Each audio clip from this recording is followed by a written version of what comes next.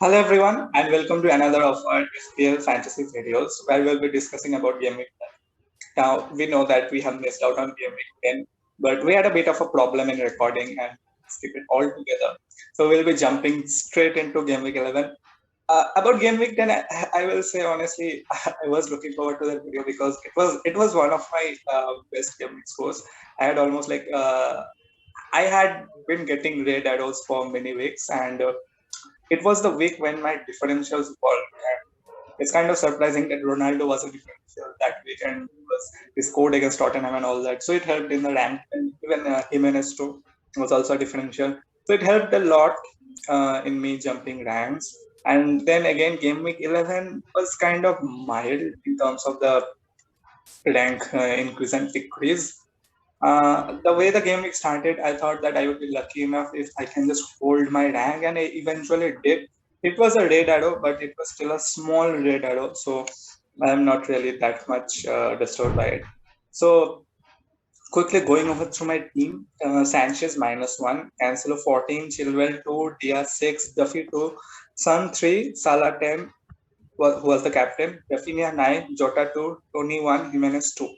Now, before this game week, I did not make any transfers. I was saving up to free transfers, and eventually, against Tottenham, of course, Ronaldo scored. But I was adamant that I will shift out my United assets regardless of their result against Tottenham because I mean Manchester City are totally at a different level than Tottenham, and I was sure that they were not going to score. So it's really useless for me to keep them against City. So I transferred out Ronaldo and Greenwood and brought in Son and Tony, both of whom blanked, which was quite unfortunate. But I brought them for their good fixtures that are upcoming. So I'm not really too worried. I mean, Tony Tony has been kind of an on and off striker this season. I mean, like when people did not expect him to haul, he's hauling, and when the fixtures are easier. I mean, it was a match against Norwich City. People thought that Tony would score a lot of goals or something, give assists, and nothing happened. And Spurs, I mean, it's okay. It was the first match against Antonio Conte, so I can excuse Son. I mean, it was always about the fixtures, and I favored Son instead of Kane because let's be real, Kane is pricey, and in terms of value for the price, I just thought that Sun will be better. Coming to the defenders, it was really nice to get the City double clean sheet points finally, and of course, like Cancelo is in red hot form this season in both the UCL and the Premier League, so 14 points was a good way to start the game.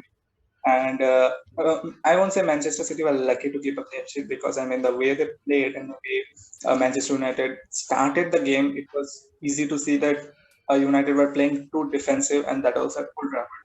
So I mean City deserved that clean. Chelsea were kind of unlucky, I will say, not to get it. I mean, like Chilwell and James, of course, has been a good debate point to own home. I think both defenders are great. I mean, you can't say that James is hauling means that Chilwell will not haul or will not score goals or something. Chilwell has been scoring goals as a wing back continuously, and it stopped just now. And now it's James' turn. So either of them can haul. I mean, if you want to double up, it's fine. But if you want to just spread your defenders from one team each, and you can choose either of James or Chilwell. In my opinion, none of them is higher in the pecking order. Now Duffy gave 2 points, which was a bit unfortunate because I was really looking forward for some points from Sanchez and Duffy both for the Brighton double clean sheet, and then I mean Sanchez got a red card, and which is again unfortunate because this week I mean Foster is, let's be real, Foster is one of the highest owned keepers because he's a 4 million keeper and he has been starting so many games. And this week we decided to bench Foster because it was against Arsenal. But he did not keep a clean sheet, but he managed to gather save points, a penalty save point, and the bonus points. So I mean, if I had started Foster, I would have got 12 more points. It is crazy, but these are the things. I mean, just the unlucky things of FPL. It just proves how FPL is madly dependent on luck. Coming back to the midfield, Salah, I mean, like people are saying that Salah Parma captain is not working. Yes, it's true that Salah is not falling as a captain because as a captain we expect him to score more points. But at least he's not blanking either. I mean, people captain Ronaldo on a stretch. He was blanking each day. I mean, he wasn't giving any assists too. So I'm fine as long as Salah can give some sort of returns at least, and 10 points is okay. The one I'm disappointed with is Jota, and I mean, I was really concerned that with Jota's playing time because Firmino was fit, but then again Firmino got injured, and now Mane has also a potential injuries here, and Jota will now be a starter for some game weeks at least. So that kind of worked out because I was wondering what to do with him, but then again he did not get any return. I think he just scored a brace against I think it was a single goal or something. A I goal and forgot assist exactly. against United. No, against Atletico Madrid, like Oh game before that. yeah, a singular goal. Yeah, yeah.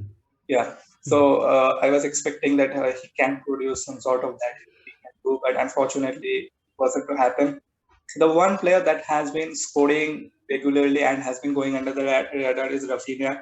I mean, against Leicester, people did not have high expectations because yeah, Leicester are a good side, but Rafinha still delivered. So I mean, Rafinha is a.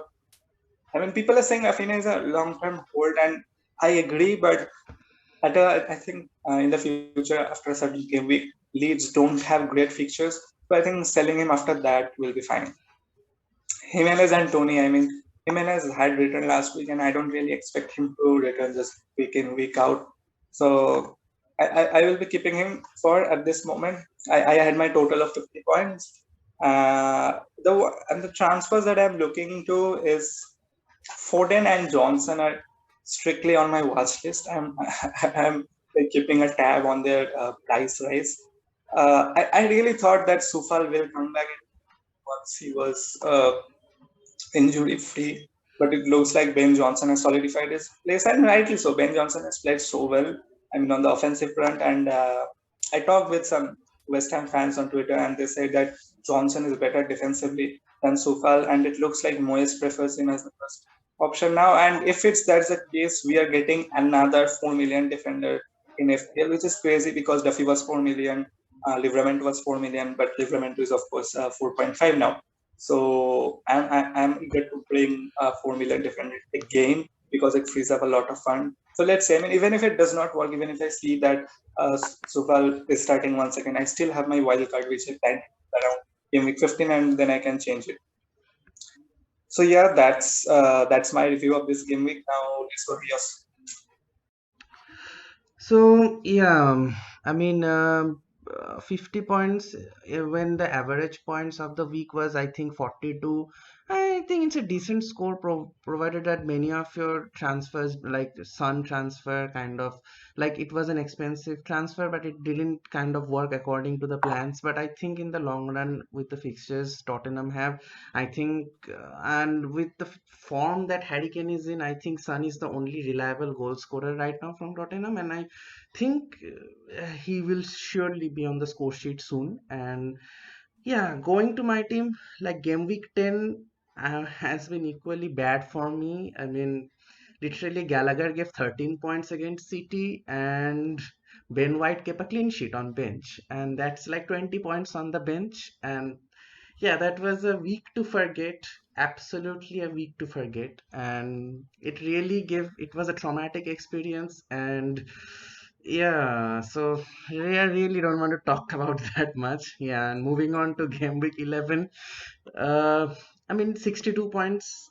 I mean, I really got lucky that the two players who had given hauls in game week 10, White and, yeah, I mean, White didn't really give a haul, but a clean sheet with one bonus point is still, I think, a decent. Two bonus.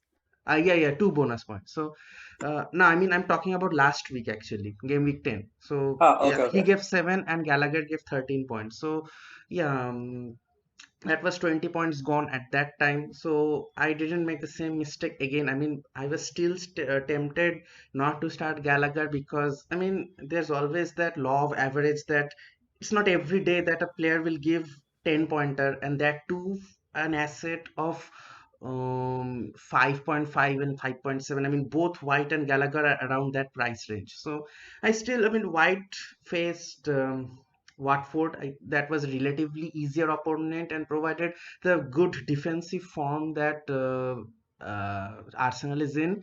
And that was, I think, should have been a pretty easy clean sheet, but it wasn't an easy clean sheet, but still it was a clean sheet regardless. But still, this week I think the game changer for me has been White and Gallagher. Again, Gallagher gave 11 points and White 8 points, and I didn't miss out this time. I'm very much relieved. And as for the rest of the team, Sanchez -1, and on the bench again, Foster 11 points. I mean, as you said, it's really down to luck because no one expected that Foster will save a penalty, and even in the losing cause will give 3 bonus points. So that was a tad bit unfortunate, but nothing can be done about that. And other than that, I mean, it was a Manchester derby, and I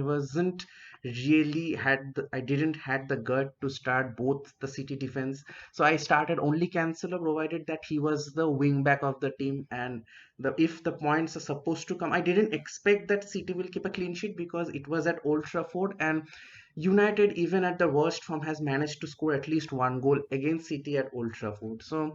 Um, so I read and I thought that Cancelo, with the form he is in, with goal scoring, assisting in the Champions League and everything. So I started Cancelo, and again he didn't disappoint with the assist brace.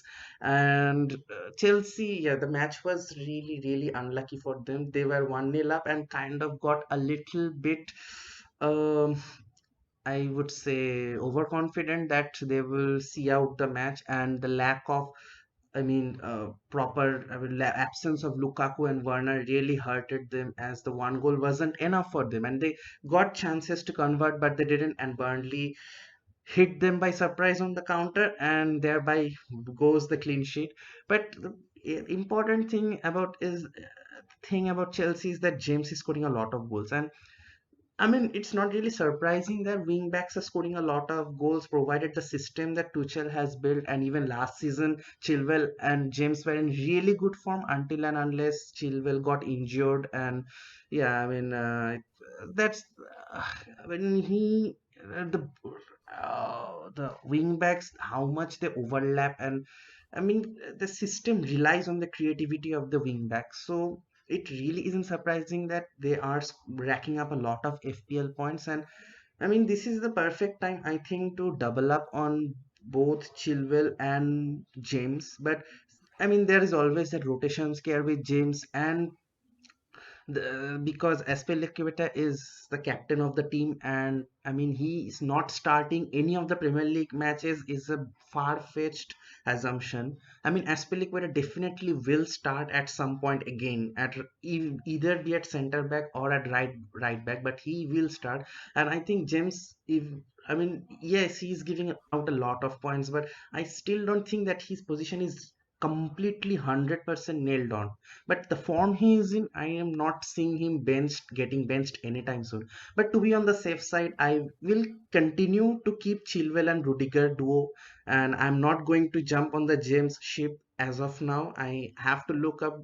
I mean, I don't want to take that risk that happened with Alonso, because I mean he was also starting a lot of matches. Then Chilwell came, but Chilwell was the definite starter, so that was an eventuality that Chilwell will start in the end. But James, I mean, yeah, I mean, Tuchel trusts him, and he even last season, I mean, he started the Champions League.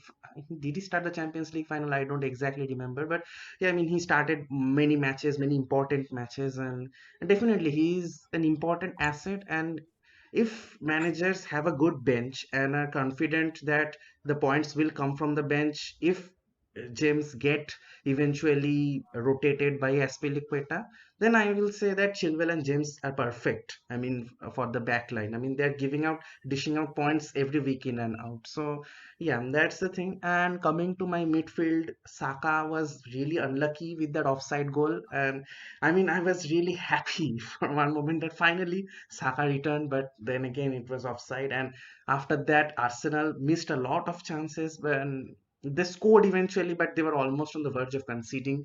But still, they grinded out the 3 points. And I mean, Arsenal are in really good defensive form, and even attackingly, they look sharp. But I think Aubameyang missing out a lot of games.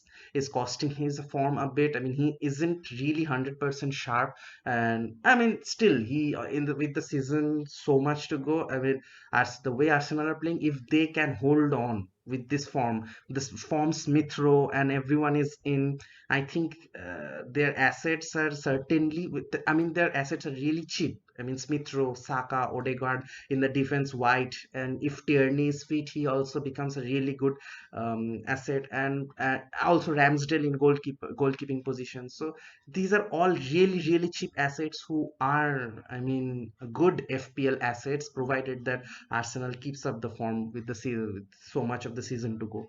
And Salah, as you said, yeah, he, I mean, there would have been a time that